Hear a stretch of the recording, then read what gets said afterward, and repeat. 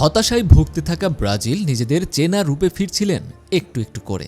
টানা 2 জয়ে ব্রাজিল সমর্থকরা আবারও উঠে এসেছিলেন গর্ত থেকে, কিন্তু এবার বোধহয় আবারও গর্তে ঢোকার সময় এলো। জয়ের জন্য এর চেয়ে ভালো সুযোগ বোধহয় আর হতেই পারে না। তবে পেনাল্টি মিস করে কিভাবে সেই সুযোগ হেলায় হারাতে হয় সেটাই দেখালেন ব্যালন ডি'র জিততে না পারা ভিনিসিয়াস জুনিয়র।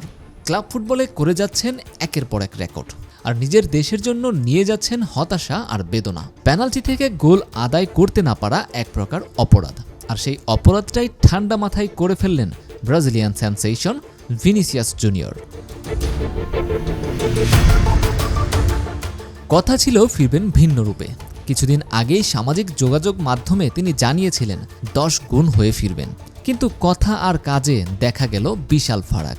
প্রথম ম্যাচেই মাঠে নেমে করলেন বিশাল বড় ভুল, আর সেই ভুলেই শেষমেশ ড্র নিয়েই মাঠ ছাড়তে হলো দড়িফলের শীর্ষদের।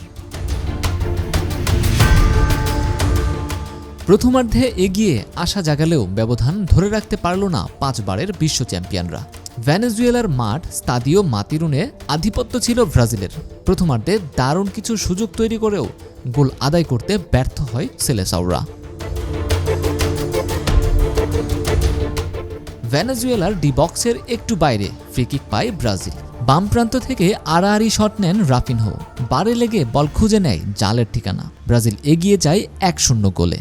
রাফিনহোর গোলের পর তা ধরে রাখতে পারেননি হলুদ জার্সিধারীরা। প্রথমার্ধে তেতে ওঠার আভাস দেয়া ভেনেজুয়েলা বিরতির পর খেলা মাঠে গড়াতেই গোল পেয়ে যায়। সতীর্থের কাটব্যাক বক্সের মুখে পেয়ে জোরালো শটে প্রতিপক্ষের এক গাদা খেলোয়াড়ের মধ্য দিয়ে বল ঠিকানায় পাঠান তেলেস্কো।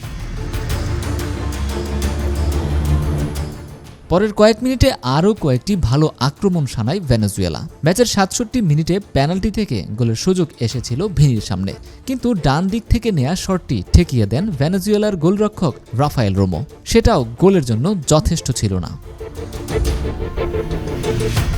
লাতিন আমেরিকার বাছাইয়ে তৃতীয় স্থানে রয়েছে ব্রাজিল। 11 ম্যাচে তাদের সংগ্রহ 16 পয়েন্ট।